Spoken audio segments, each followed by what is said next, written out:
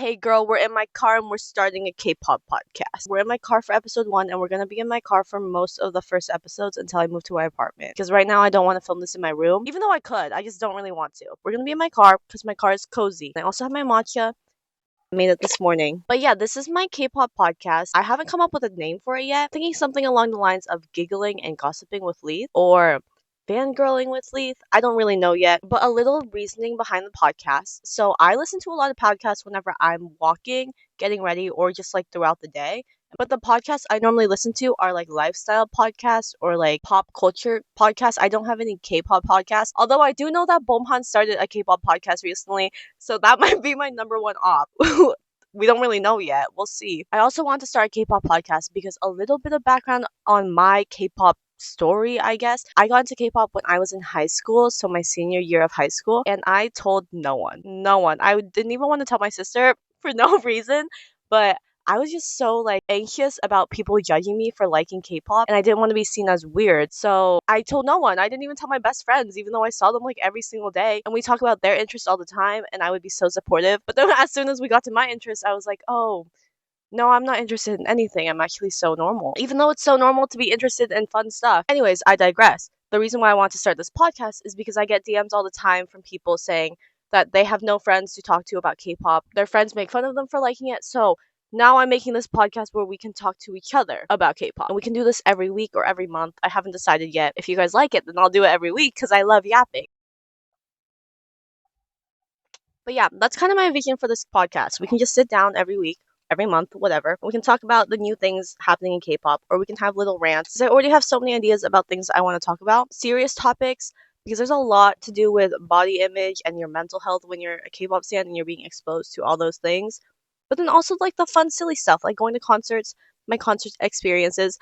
I'm getting excited just thinking about it. I also have my iPad here with my notes app of all of my topic ideas I want to talk about, because my number one pet peeve in podcasts is when they're titled something and they don't even talk about the topic. So number one, my vision for this podcast. I kind of told you. We're going to be K-pop best friends and we're going to talk to each other about everything, and you're never going to have to giggle alone because I'm always here, girl. Don't worry. Oh, my next topic. I'm going to talk a little bit about me so you guys get a little bit of background on my K-pop life, just so you have a general understanding of where I'm coming from. But like I said before, I got into K-pop my senior year of high school, which was 4 years ago. I know, I'm old. Some people think I'm 16.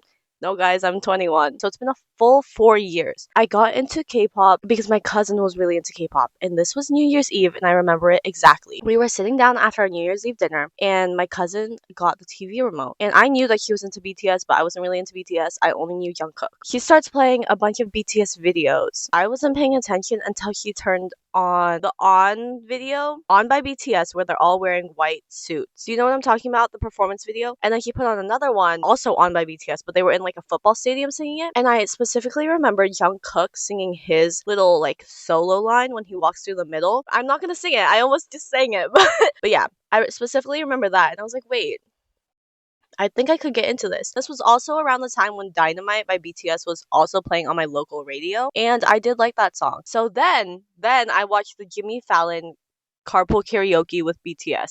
Wait, that's not Jimmy Fallon. James Corden? It's one of those guys. And they did a carpool karaoke, so I watched that, and I was like, wait, I really like them. And then I started watching everything. So now I'm Jimin biased, and my bias record is Jin. That's my BTS era. I stan BTS, and then the second group I ever stan was enha. Island was happening, and I didn't watch Island like religiously. I wasn't too into the survival show, but I really liked Jungwon. I always liked Jungwon. Ooh.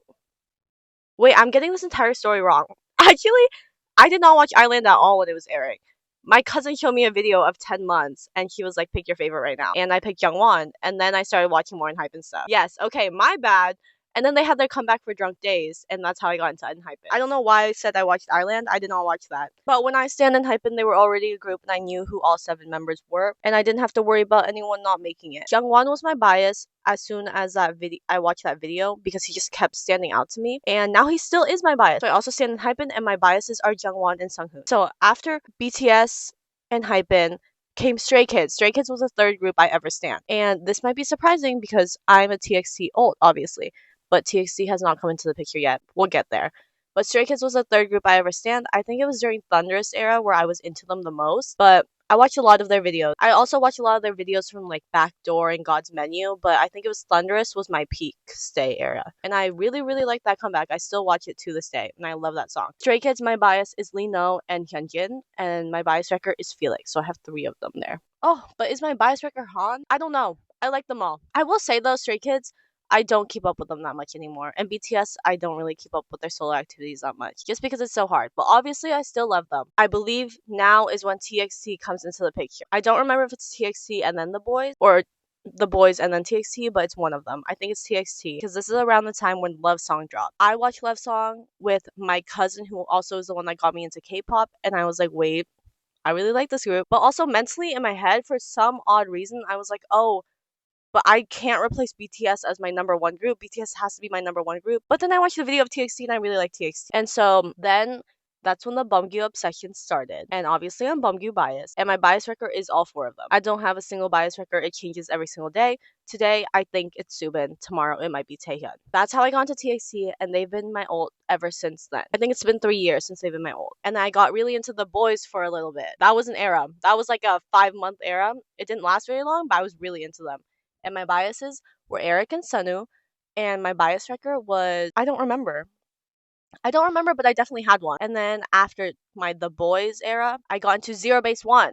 I still really like Zero Base One, and when they go on tour, I really want to go. I don't have to be on the floor or front row, but I would like to be in the vicinity. In Zero Base One, I watched the survival show, and my favorites on the survival show were Tere and Hanbin, and those 2 are still my favorites. So those are my biases. For girl groups, I'm not as into girl groups, but I still listen to them. I wouldn't say I keep up with them the same way that I keep up with boy groups. My favorite girl groups are lsfm.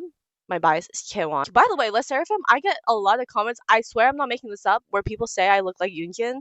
I don't think I look like her. If not Yoonjin, they actually comment that I look like her sister. Not that I look like I could be her sister, but I look literally like her sister, Rachel. I don't know about that one, guys. I think we might just both be Asian. Oh, aespa. I really like aespa. I really like Ningning, my Chinese queen, and I really like Winter. Those 2 are probably my bias record. I was really into Kepler for a little bit. Their music, not the group as much, but during Up, I was really into them. So yeah, those are my groups. My main ones though are TXT and enhypen. Those are the ones I keep up with the absolute most. They're up here, and then everyone else is kind of down here in terms of like my investment in them right now. I also have a lot of biases in groups I don't actually stand. Like for example, in 17, I really like Mingyu and Wonu, but I don't really know 17 that much. Okay, it's come to my attention that I've already been recording for 15 minutes. I think I want to keep every episode to 20 minutes. I feel like that's a good length, but let me know if you want them longer or shorter, because I've watched podcasts that are like 15 minutes, but I've also watched podcasts that go upwards of an hour. I don't know if I can do an hour, that might be too much, but let me know what you want and I will try my best to match it. My next topic that I wanted to talk about was Coachella, because that just happened and I feel like that's very relevant. As most of you might know, enhypen performed at Coachella, and Jennie and Lisa else performed. I know XG came out, but they're kind of J-pop, so I don't know if I consider them in the realm of K-pop. I have watched the stages for all of them, and I loved all of them. There was no single ounce of hate in my body for any of the groups. I struggle to talk about Coachella, K-pop acts at Coachella, just because there's so much negativity around them, especially after LE SSERAFIM performed. I think it was last year, if not 2 years ago. I think last year was ATEEZ, and the year before was LE SSERAFIM. You can't please people if you're performing at Coachella. You're just gonna get a lot of comments of people being like, oh, they're lip syncing, they're not trying hard enough in their dance, their outfit's ugly, stuff like that. Stuff that doesn't even really matter if you weren't there. But then you see the people who went there and they're like, oh, that was the most fun I've had ever. It's always the people who don't go who are complaining, and I get so annoyed, so I really try not to talk about it. I personally think they all did really well. Jungwon, absolutely amazing. I love when he's blonde. And Jennie's outfits were so good. I especially liked her one for Weekend 1. Whenever I talk about Coachella and how much I hate the hate, I feel like that one Demi Lovato video where she's like sitting down and about to perform. I don't know what award show it is, but it's for an award show. And a bunch of hate comments pop up and she's like, there's so much hate in this world. We have to rise above. There's so much hate in this world. We have to rise above. That's literally me every time people talk about Coachella. Oh, but my favorite part, so I watched the Clairo set too. I watched the live stream of it because I really like Clairo. And while she was performing my favorite song, Bags, while Clairo's like performing, singing Bags, which is, if you've never heard Bags before, it's very like, It's a softer song. Clara was a girl, so it's a woman's voice. And something happened in Coachella where they flipped the camera or they switched the screens so it started showing enha performing even though Clara was singing.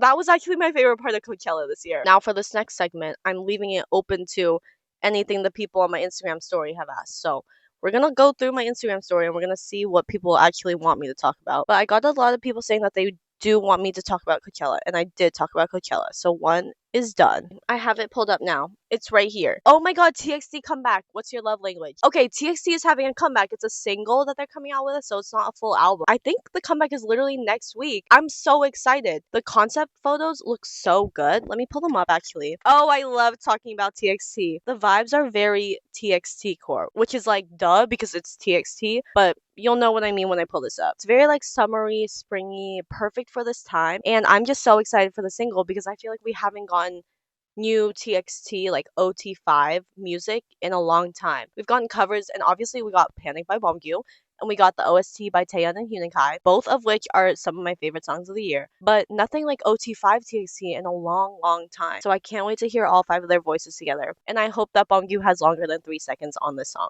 Oh, it loaded. So cute. I love the vibes, like the filter that they used. Oh my god. And look at this one. So good. I'm obsessed with this. Ugh. Mwah. Wait, I should have held it like this way because now it's bigger. This is my favorite concept photo from the whole thing. So that means that in the next episode, the song will have come out. I'm so excited. Also, I did my nails recently. I've been staring at them this whole time, but they look like this. Don't look too closely because you're going to see the mistakes, but I did these myself. Okay, let's speedrun some other topics that people want me to talk about. How I got into K-pop, I already got that one.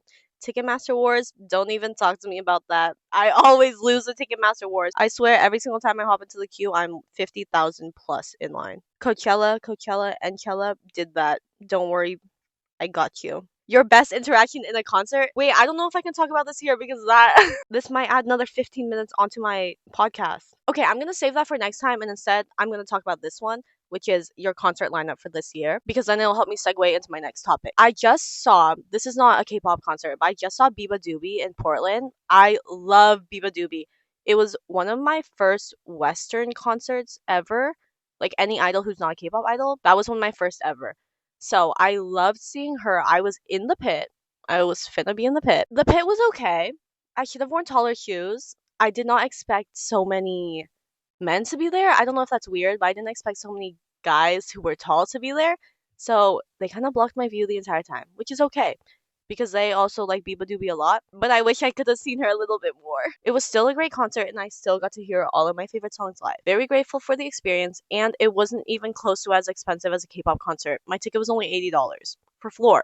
I'm going to see Stray Kids next month. I'm so excited. I haven't seen Stray Kids in 2 to 3 years. I think 3 years. I don't have an outfit planned, so I really need to think about that. I know everyone's going to be wearing red and black, and because everyone's going to be wearing red and black, I don't really want to wear red and black. But I am really excited to see them again because the last time I saw them was a Maniac tour, and I still wear my tour t-shirt to the gym. But I'm going to the Seattle show, so if you see me in line, then please say hi. We can be silly and giggle together. After Stray Kids, I'm seeing the Marias, also not a K-pop concert, but I'm seeing the Marias in July. I'm waiting for TXT to announce their tour, and then I'm gonna bag some tickets for the TXT tour. That one I'm gonna have to go fully all out for the VIP one just because they are TXT and I do have to be up there and see their pores in person. I can't go to the enha tour this year. I'm so sad. But also, I feel like they're always on tour. Oh, my neighbors are outside and they're definitely gonna see me, but that's okay. I'll just hide. I really want to see Keshi on tour. Oh my god! Jungkook is supposed to go on tour. Jungkook is supposed to go on tour starting in like October. I'm there. I need to be in that arena. I need to see him so bad. I think his solo activities have been my favorite out of all the BTS members, just because I love his music and his music style. And maybe that's basic of me to say, but I love it and I need to go. Will I be sitting in the 300 section? Probably. But I'll be there, and that's what matters. I think that's my main lineup for this year, or my wish list, my dream list is what I should say. Just because the tickets are so expensive, don't even get me started on that. So I wish I could go to more, but I think that's what is realistic for me right now, especially since I'm going to be moving out soon, which Okay, now segue into my final part of the podcast, my little lifestyle part, when I talk about my life and my updates outside of K-pop, but kind of related to K-pop if it comes up. Every podcast, I do want to section off maybe the last end bit to talk about myself, just so that we can connect a little bit more. I do lifestyle vlogs, but I feel like even in those, I don't really get to sit down and really talk to you about what's happening in my life personally. I want to do that through this podcast. That way, we're real besties. And you can comment your life updates, and then I'm going to read your comments and I'm going to reply to your comments. Basically, if you guys didn't know, I'm actually in my senior year of college right now, and I graduate in June, which is so scary, but also so exciting. So, right now I go to the University of Oregon. I don't know if I should actually say that, but it is a really big school, so I think it's okay. So I double major in business and advertising. So that's going to be super fun. I graduate exactly on June 16th, and after June 16th, I'm moving. Hopefully on June 20th. I'm only moving 2 hours away from where I live right now, so it's not too far. But I am moving into an apartment for the very first time ever. So I'm going to be adulting on a whole new level, and I can't wait just because it's going to be like a new little journey for me. And I won't be too far from home, so I'll get to visit like my parents and my siblings a lot. But yeah, that means a lot of room decoration vlog, all that fun stuff. I do already have a job lined up. Thank goodness. Oh my god, if anyone is in the same boat as me and is graduating this year, you know how stressful it is to get a job right now. That stuff is so hard. I hate it. So I already started my new job. And I'm so sad I had to quit the boba job, but your girl had to do what your girl had to do. Life is great. I think that is where I'm going to wrap up today's podcast because I've been in this car for an hour.